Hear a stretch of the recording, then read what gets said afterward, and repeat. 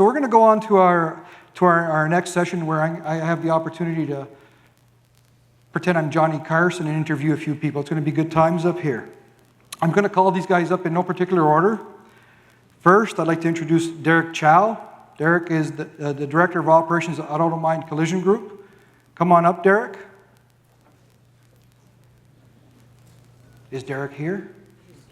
Oh, he's at the back. Yeah, he's scanning your car. That's right. He'll be back in a sec.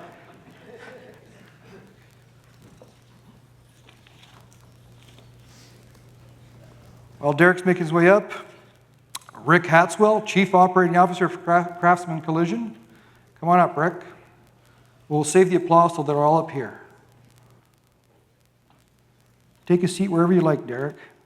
We're right in the middle. Excellent. Right in the middle. Chris Hancock, Manager, Strategic Supply Management, Material Damage at ICBC. Chris, come on down.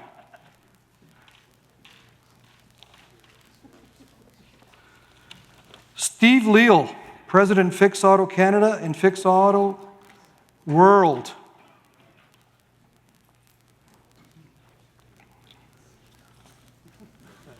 And my good buddy, Tony Sutera, National Vendor Manager, APD, RSA Insurance. Where's Tony? There he is. You're a damn handsome guy, Tony, let me tell you, buddy. Come on up. Yeah? I want you beside Leal. Okay, right next. I'm going to sit here at the end.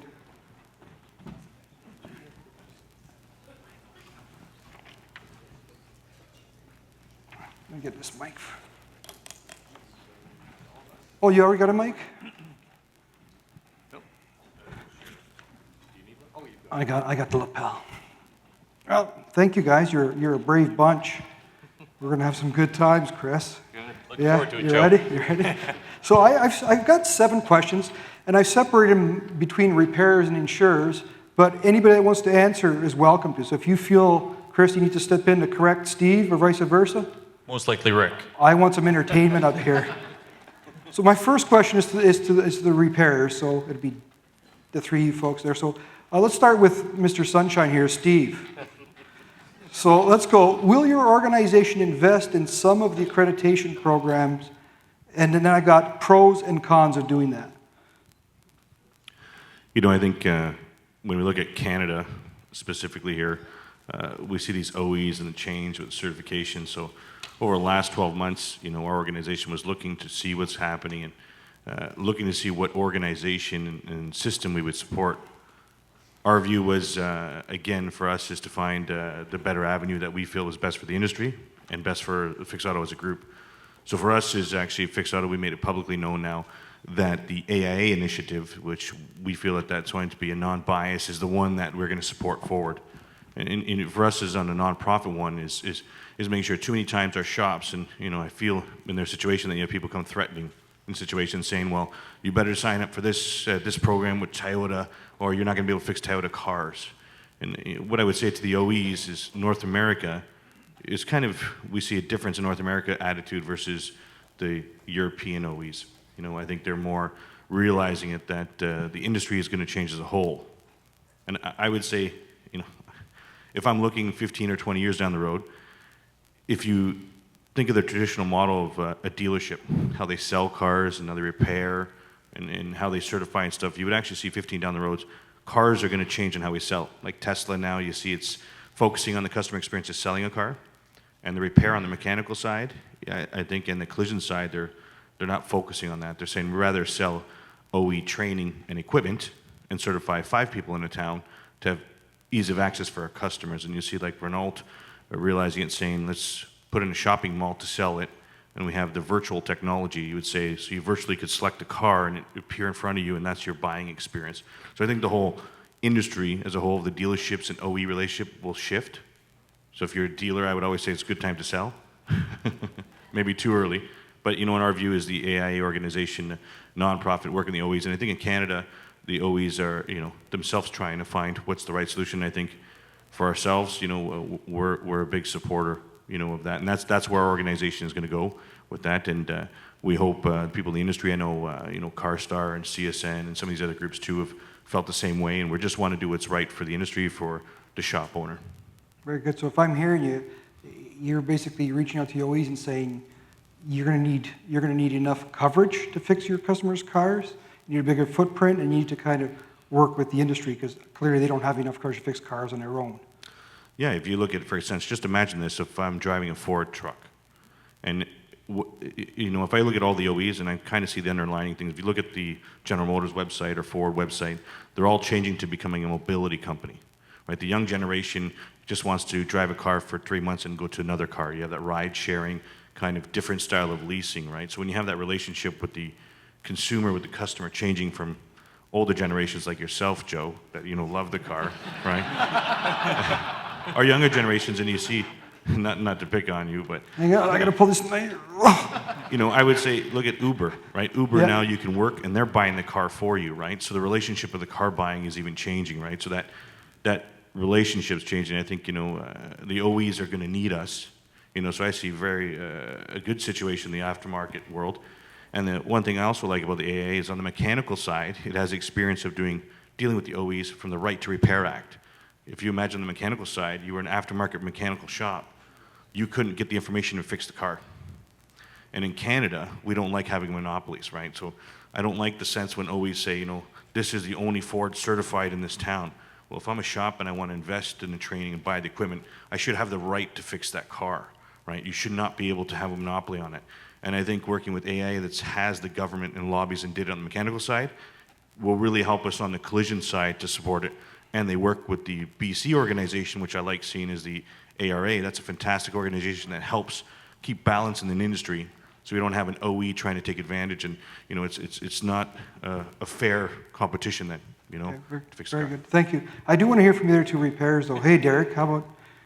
Yeah, Can you squeeze anything in there after Steve? Can you squeeze anything in there after Steve's done? No, we're definitely interested in all the accreditation as well. We think the biggest benefit is consistency, right? Because we can be consistent on the customer service, consistency on the repair quality.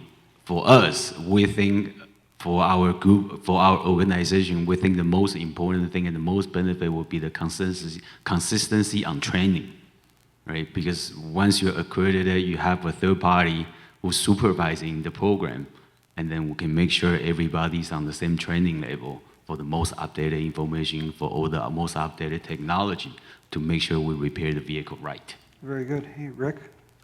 Yeah, I agree. I mean, you guys have said a lot about the accreditations, and I think the biggest thing is that it's a recognition of the work that we put in and all the tools, equipment, training. And going forward, it would be nice if all the OEMs, and I know they're starting to try to do that, where they come up with standard procedures, or not procedures, but standard equipment. If we could look at more about the capability of the equipment and not the brand, then we could have consistency across all of the different certifications. And as long as you meet those criteria, then you can repair the cars.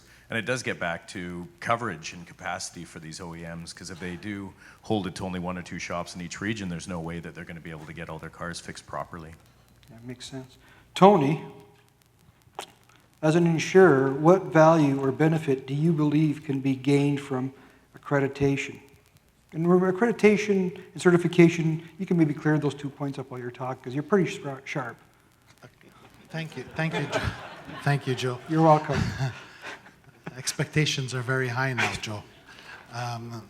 Accreditation, certification, segmentation. I mean, we talked about it at lunchtime, right? I was sitting at a table with some folks, and the conversations are they're all over the place, right?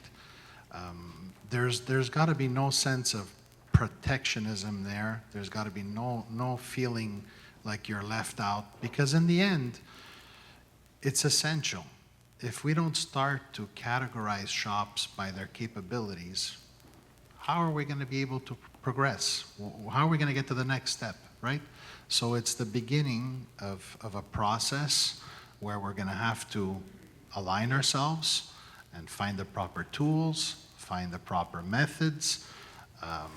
It's all about cooperation, and we don't have to lose sight of one thing. We all have a common customer, right?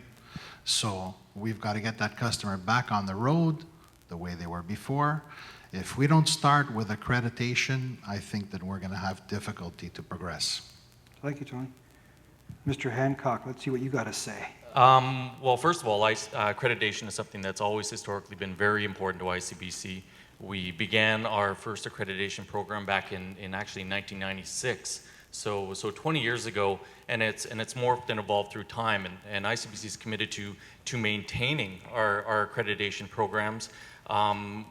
They're not for profit for ICBC, they are for the good of our mutual customer, where we could ensure that our shops are meeting the basic standards for repair quality, for equipment, for training, and we have a team of people around the province in our 38 claim centers that ensure this is abided to and on a continual basis. So it's something that we're quite passionate about. We're going to be working collaboratively with industry. It's something that we've always been committed to doing, is working with our key stakeholders as well as our shareholder to devise a program that works for everybody. But at the same time, we need the ability to recognize the differences between our shops, the ones that are making the continued investments in the training, in the equipment, and the certifications, to be able to direct our customers to the shop that is best suited to do their repairs. Right on. That makes a lot of sense. That's excellent. Excellent. Let's go over to one of the repairers. Let's go, Rick. Let's see what you can do here. Let's see. What are you doing to attract and retain talent to assure sustainability in the collision industry workforce? And that deals with, with what Patrice was talking about. Yeah, exactly. And we're predominantly in British Columbia, but also in Alberta and United States now, and one shop in China. But I'll speak for BC. Here in BC, we have the apprenticeship program. And currently we have about 40 apprentices within our system of about 33 stores in BC. And our mandate is to have one body technician for each store and one paint technician apprentice for every second store, so that we have a workforce that we're building from within. It's becoming harder and harder to find apprentices, and the only way that we can, not apprentices, but actual trained technicians. So the only way that we can keep that going is to build from within. So with our company, we entice them also with a mentorship program with a journeyman. So we actually pay in the first year a certain percentage of the hours of that technician, or the apprentice to the technician, to incentivize that journeyman. And then we also have a toolkit. So we actually have about a $3,500 toolkit that we give to each apprentice as they come in, so that they have the tools to do the job, so the mentor isn't forced to, lose all his tools. And that's what happened with me when I did my apprenticeship. I think I lost every tool of the mentor that I had. So it does bring in people. It is a great incentive for them to come in and work through the entire apprenticeship and finish it, and it builds our own workforce. That's fantastic. My hat's off to you. For when young people can't afford to buy these tools and so forth, and that makes a significant difference. Derek, what is it you guys are doing at AutoMind? Rick was talking about how to attract younger generation into our workforce, into our trade. I'm going to talk about how we sustain the workforce. I think for a sustainable workforce, we have to provide a sustainable working environment. Right? So we try to provide a clean, healthy, organized working environment for the employees. And we truly believe the most important thing is that you have to have a great management system, right, to work together with the technicians in the back. Because when we try to optimize the efficiency in the office, doesn't matter if it's in the office or in the production area, that when you run the shop, as efficient as it could be, there'll be more for the technician. They can make more at the same time, right? They make more money, and the shop gets benefit from it as well. Very good. Steve, big organization worldwide. What do you guys do to attract, retain, and sustain young talent? Yeah, I think, we've tried a few different things, and I think as we're learning and adapt as an organization, but one of the initiatives that we're doing now is we tried the mentorship program from taking kids in and into a shop. And a lot of times what happens, we have the pressure of our technicians that you got to get that job done fast. So what happens is the knowledge transfer and training is not the greatest right across. So actually what we decided to do in 2017 here is we're building 3 training centers in Canada. And what we're doing is we're hiring the top students out of the school, and actually instead of bringing them at a shop, putting them at the training center. So we actually have them working on cars and working with our partners to then have them 6 months working in a training center, then give them to one of our shops, right? Just because for us we found it's just not, and you get discouraged of a young guy coming in. He gets discouraged because I'm working beside this technician and he's got to get this pressure to get the KPI to meet this insurance company. So he doesn't really give him the time and energy. So I think for us was to take him out of that environment and build a training center, get him to cut off a quarter panel, learn it, take the whole car apart, and move it. So for us, we're doing a shift now.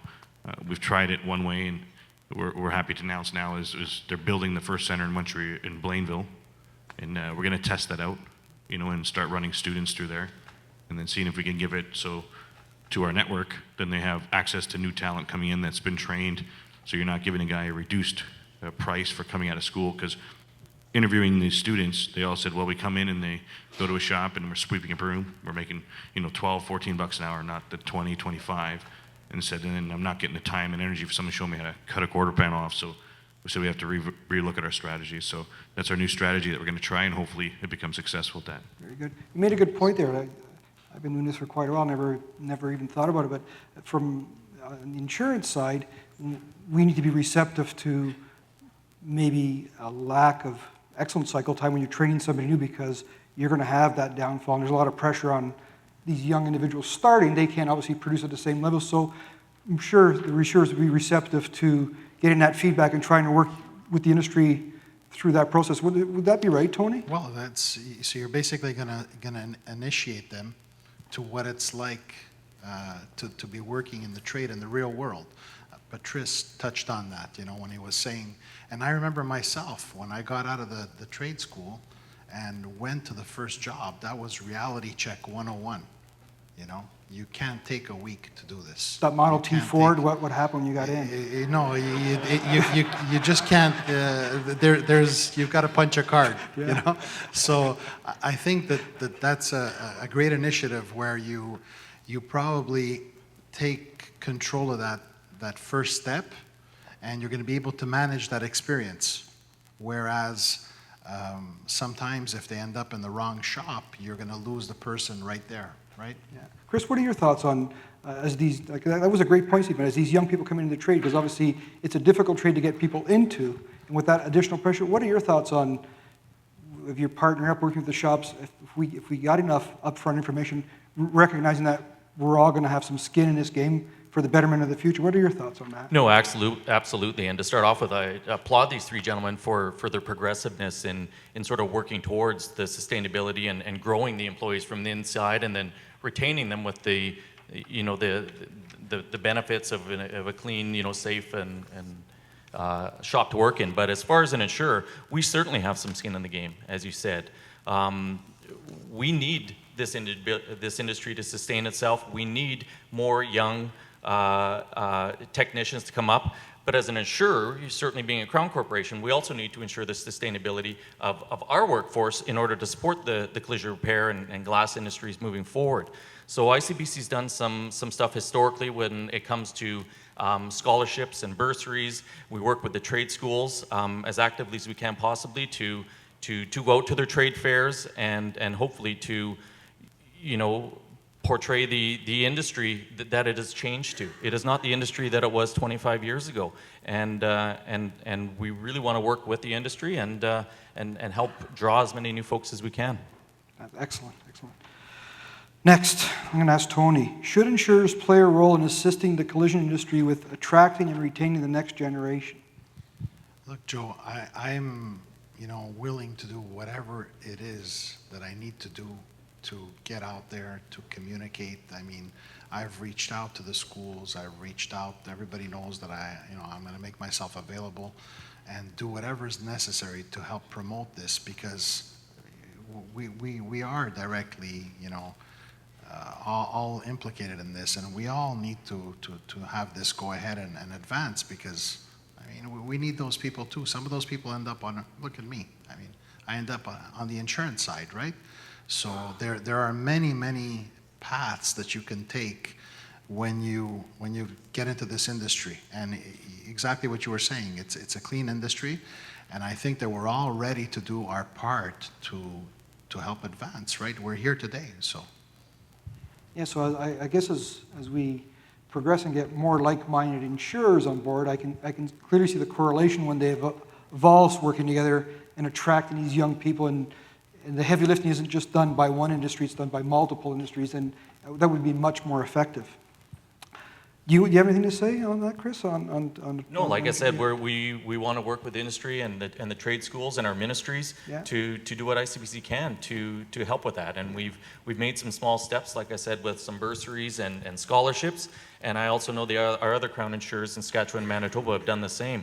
We want to get the funds to the people that are the students. You know, like Rick was saying, providing with his apprentices with a startup. You know, a toolbox yeah, is a big thing. It's amazing, yeah. So, and I know MPI does a lot of the same stuff too. So we have a lot to learn here about how we can assist in doing that, but we're certainly committed to doing so. Yeah, that's very good.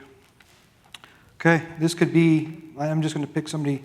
The question is, are the recommended / position statements being sent out by the OEs on scanning pre and post repair on your radar? So, Derek, so all those position statements that we're seeing from the OEs, not even sure if you're receiving them, but let's just say you are they on your radar at AutoMind? What are you guys doing with those? We are manufacturer certification shop, right? And now most of the manufacturer certification, most of the manufacturers, they actually mandate pre-scanning for every single vehicle that comes in. So we are, for pre-scan, we think it's very important, right? That I want to talk about an example, like for Aztec. Right? It's a great tool, no doubt about it, but we are only here to facilitate and to support it, to support the tool. Like when you go to see a doctor, the doctor send you to do an X-ray, blood test, right? Those are all underneath and whatever the patient and the doctor cannot see to help to diagnose the problem, right? For pre-scanning, it's exactly the same meaning. I think nowadays with the changing technology applying on automotive these days, the technology advanced day by day. Without proper pre-scanning, that we pretty much is repairing the vehicle in blind, right? And I don't think that will be an option in the very near future. I agree. Steve, I think I'm going to let everybody have a crack at this one. This one's really important. Go ahead, Steve. Yeah, I think, the debates that everyone's having on these scanning tools, and I said some shops aren't doing anything, right? So I said at least doing is pre-scan, it will help you. I think you should be scanning the cars before and after. The argument if it's an OE or an aftermarket, I always say you're leading down as these things develop and whatever the equilibrium ends at that end. But I think at the start, scanning a car, pre-scan and post should be done. And the argument of people saying, well, who's going to pay for it and these different business models that are there, I think it's like anything. We have an evolution starting, and we just want to make sure it leads it in the right direction. And sometimes we always turn and say, well, if the OE says we have to do it, the first thing everyone says, well, the insurance company has to pay for it. And not necessarily in that way. Then, because when you do that, then you have people coming in the business models in a way that becomes for profit in these situations that is taking advantage of the gray area, right? So for me, though, I say that you have companies there that are great companies, scan before, scan after. I think it's going to be a must to do because it's improving from the current state. It might not be perfectly 100% a liability hang a hat on, but it definitely is improving from where we are today. Tony? I agree. Look, you've got to start somewhere, right? So we talk about common sense. We talk about how you're building the file, how you're presenting the file.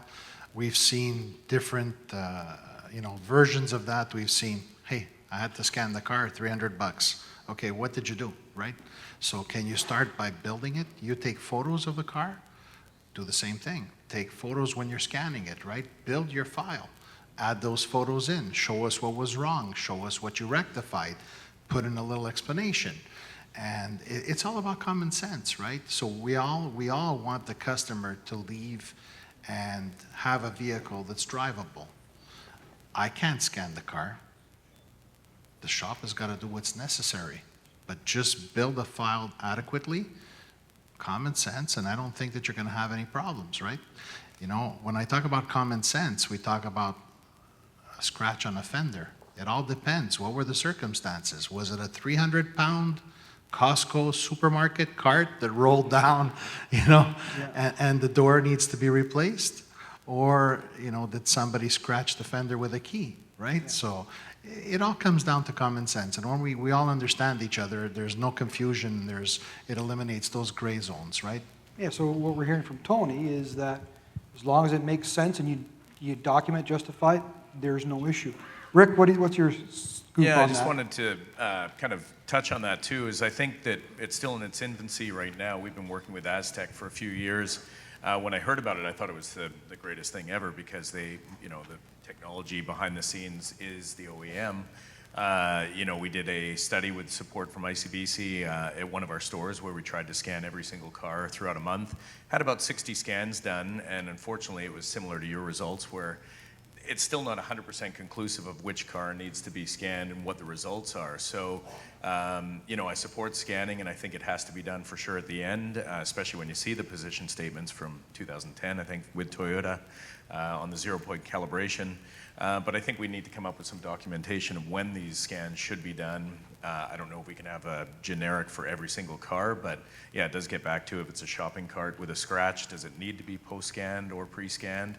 You know, the companies would say that it does, but is that true? So it's still a bit of a gray area, and you know, we'll see where it leads us to. Very good. Chris, I'm sure you have some insight on this. No, absolutely, and I agree with what Rick was saying. It's in its infancy, and it seems like every time we meet as a group here at CCIF, we have that little bit of more information, and I certainly appreciate the lead that Economical's taken on conducting sort of an innovative study that you did with the OEs and with also some of the aftermarket companies. So it's something that ICBC, it's front and foremost in our mind. As Rick said, we work collaboratively with his stores to do a bit of a study for both of us, I think, to learn a lot from this. And at the end of the game, it comes down to what is right for our customer. Nobody wants to complete unsafe, non-guaranteed repairs. And the way that the technology in vehicles is increasing, it's not even year over year anymore, it's month over month. And this problem's not going away.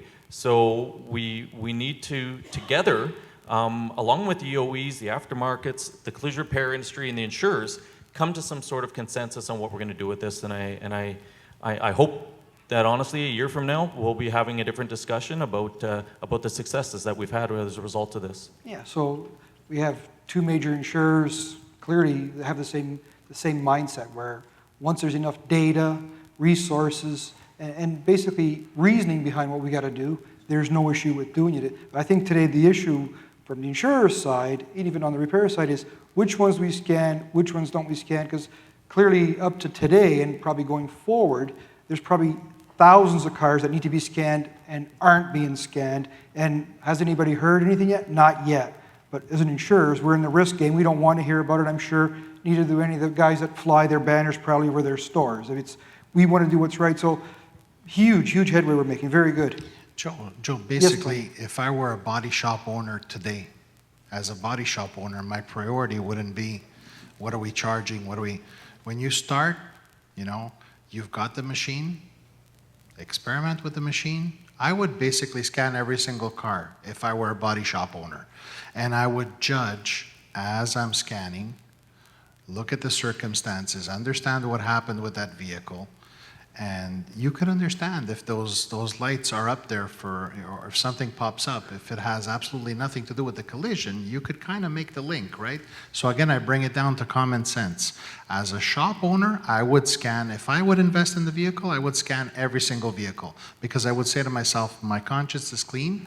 I know that I've done it, I've got something in the file. If something doesn't make sense, you contact the insured and say, look, what's the story with your car? It takes 5 minutes, right? Did something happen prior to this collision? You agree, Derek? You know, and then afterwards you see how you build your file and if it makes sense with regards to the damage that you have, and so on and so forth, right? Yeah, go ahead, Steve. Yeah, you know, like I said, it's such such a new thing when you have a new thing until it gets tested out here the next year and more people using tools out there and look at the situation. Like I said, you'll get to a point to saying where does it make sense on Yeah. doing it. But when it's so new, we don't have any data, and as an insurance company, you know, so they come to you and everyone's focusing on now who's going to pay for it versus we don't have any. We don't have enough data to say what can or can't be right. Is it if for example, if it's a structural impact, we want to scan. If it's cosmetic, we don't. So the boundaries of this hasn't even been tested. So I think as shops start scanning every single car, we get some more data and see, you know, which are the ones that are really impacted. And like you said, you have cars out there that haven't been scanned. So it's going to be important to know what was before versus after, and then you're able to see in that situation. But I think the more data and stuff we collect, and we're able to come with the proven data, they're saying this is the best way to be reimbursed, and these are the cars we should be scanning, right? Just to say a broad statement out there, we want every car scanned, like you said, so I got a scratch on a door and I got to scan the car, it doesn't make common sense, but we need to get data to, you know, to put it behind. With the amount of technology in the car, you think at some point there would even be an inertia sensor in there that would say you've reached a threshold and now you need to scan it. That would be, and they have availability to crash testing and so forth, and they could do that and help the industry out so that we would only scan cars that the inertia sensor set off, whether it's at 5 or 10, whatever that might be. Remember the good old days where the bumper shocks used to go off at, yeah, you'd look, yeah, we need to bring those bumper shocks back, I'm thinking. What you think, Tony? Big chrome bumper on your Mercedes, yeah. It doesn't need to be a chrome bumper. No, it doesn't. It could probably work with plastic too. Oh, yeah, for sure. What are some of the challenges directly related to pre and post scanning today? So let's start off with Chris. Like, what are the challenges? And I just want to hear from your side of what happens at ICBC with these requests. Well, I think we've all mentioned some of the challenges right now. Is it's first and foremost knowing when to scan and what to scan. Is it based on damage severity? Is it based on vehicle year, make, model? What is the criteria that would constitute the necessity to scan? And then is it pre and post? Is it just post? Is it pre? As an insurer, our obligation to our customers is to repair their vehicle back in a pre-existing condition. And if due to this collision or this claim that there has been something set off in one of the modules in the computer, then it's our obligation to have that rectified. But at the same time, you know, a lot of things can happen to vehicles that may not be related to that loss too. So do the tools identify what was perhaps pre-existing or what happened during the course of repairs that may not have been part of the original claim-related loss too. So there's a lot of things that we're trying to learn, but ultimately we want, you know, I said it before, we want the vehicles repaired correctly, as I know the shops do. But as an insurer, we need to ensure that we're paying just for the claim-related damage. Yeah, and you know, you're 100% right. I can't imagine there's anybody in this room that's not here for the right reasons and doesn't want to make this right. That's why we're all gathered here. Rick? Yeah, I mean, the question came up about scanning every car, or the thought of that, and I agree, but it does get back to, you know, what are the criteria? But it also is with the dollar right now. I mean, the scans are 30% more expensive right now. The companies are out of the States, and if we scanned every car and it wasn't accident related, all of a sudden we have a $200 customer service on every car we fix. It's not viable. So it's tough because it is a gray area and we don't want to do the wrong thing, but then can we afford to scan every single car and only have 2% of them actually have claim-related damage? Good point. Even Derek? 10%. Well, personally, I think the biggest challenge is from like what Chris was mentioning earlier, that we're here to repair the vehicle to a pre-accidental condition. But I think the biggest challenge will be, they say, when the vehicle has a structural damage, you think the vehicle is suitable for pre-scan, you scan it. What happens when the code is not accident related? Will the insurance company cover the scan? Right? Because we think that vehicle should be scanned. Right? And also, another challenge will be after you scan it, who will make the decision whether or not the code is accident related? Right? Who's gonna make the judgment? Right? We can document everything, we can scan it, we'll print out the report, we'll attach the file. Right? From a body shop, from a repair point of view, we think that's probably accident related. But we had quite a numerous cases that we send the vehicle back to the dealer scan it, right? The code might be accident related, but it might not be accident related. But the dealer, they don't want to put their name on it. They don't want to put it down. Then it become like Rick said, become a customer service. The shop has to absorb it. Yeah, and that's the importance of Right.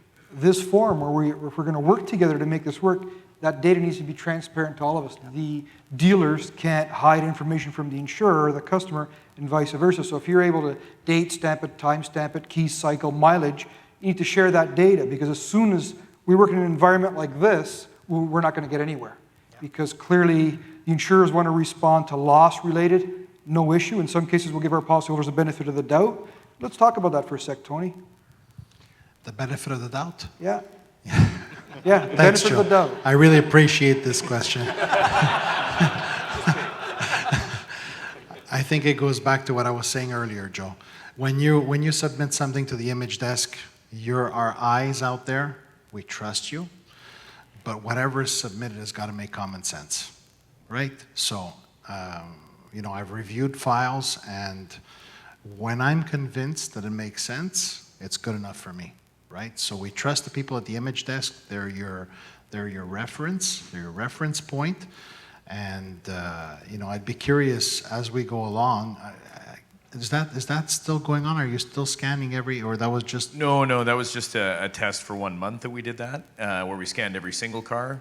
We have 5 scanners throughout our company that we were using for the last couple of years as a test. So it's only, seems to be right now, the managers only scan it when it's had major damage, and it's usually post-scan.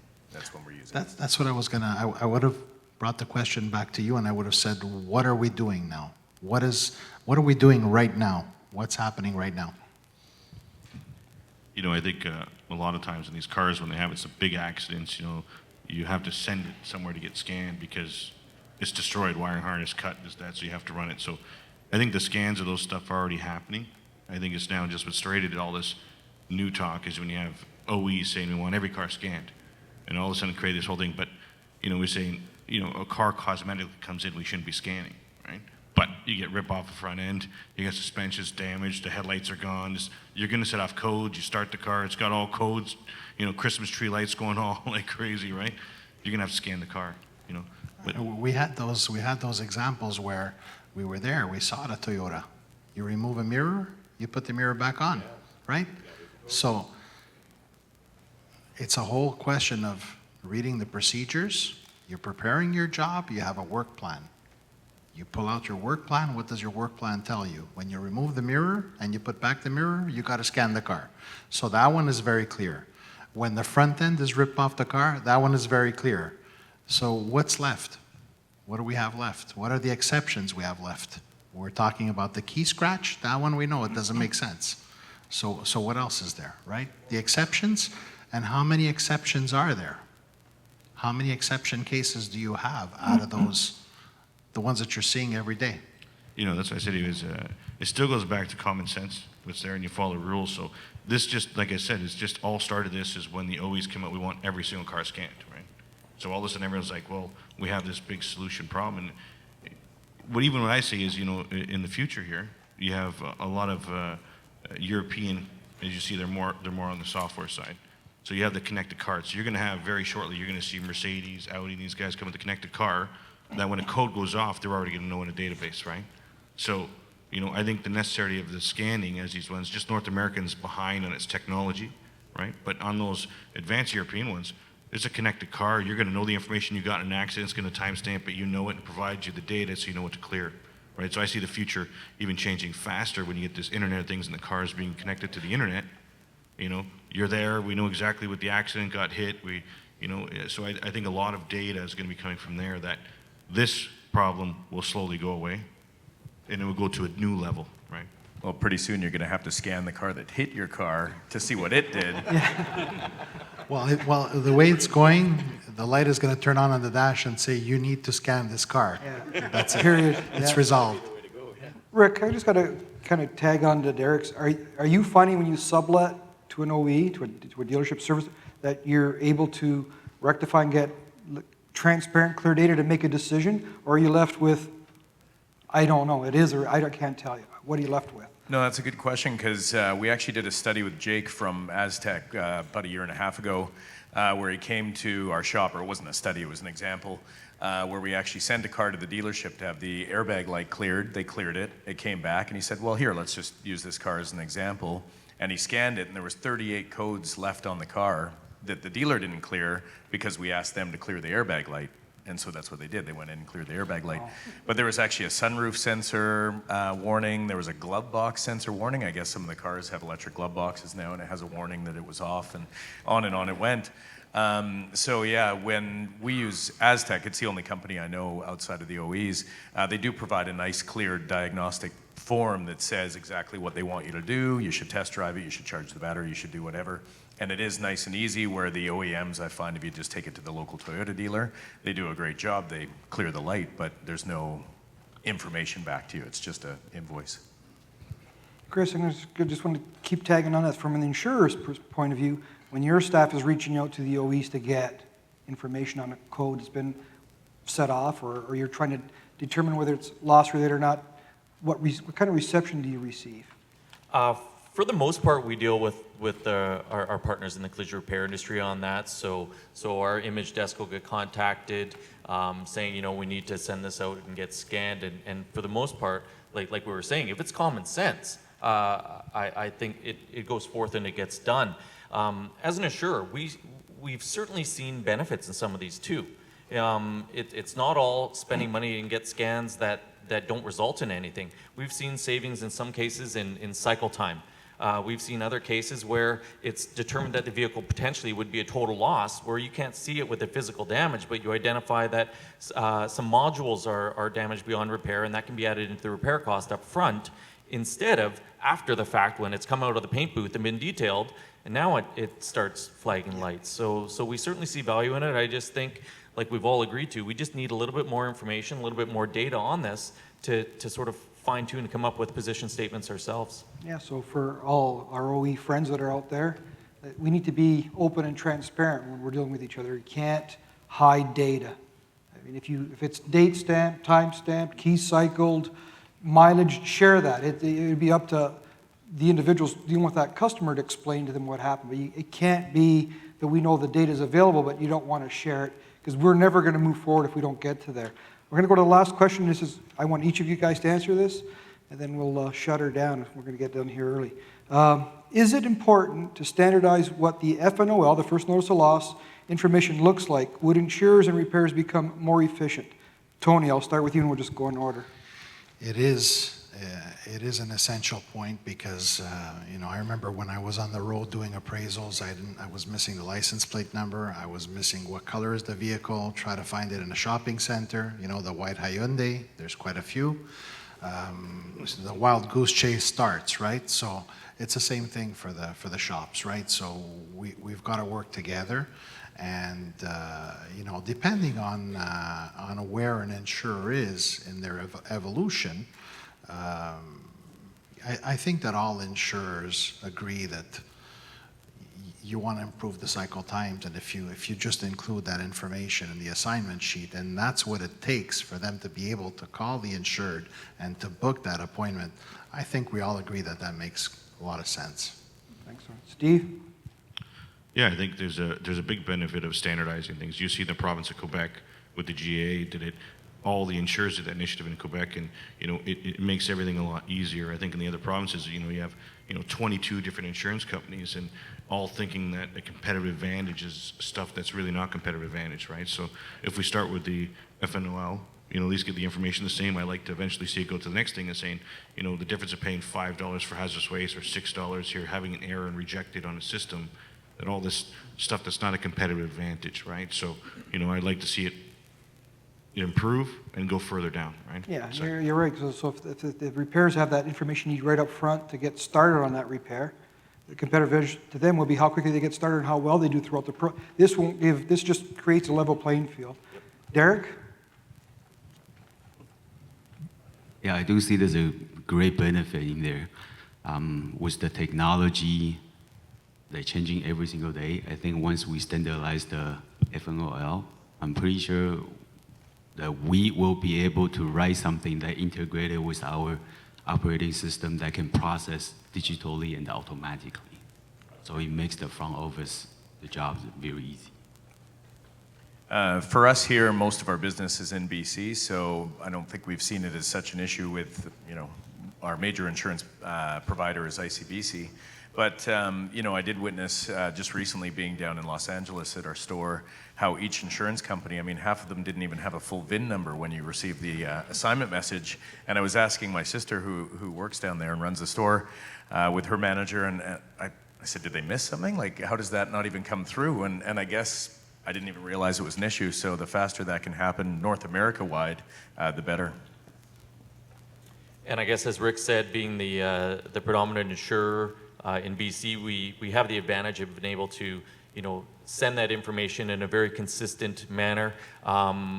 We always want to provide as much information up front as we can. That's something we've made committed to industry to do. We went around the province last year and spoke to our suppliers in all corners of British Columbia, and actually got some very good feedback from people on additional information they'd like.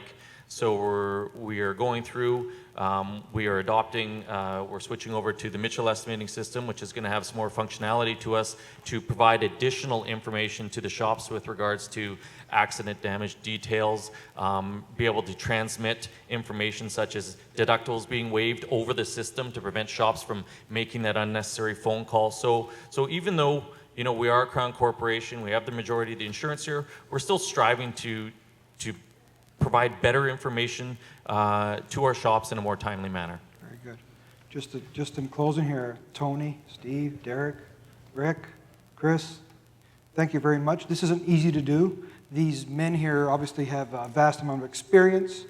They've got coverage all over this country. This guy here, obviously, he's always under the gun here, I'm sure ICBC, so we can ride his ass a bit. But thanks very much. You usually do, Joe. Thank you guys. Thank you very much. Come this way, come this way.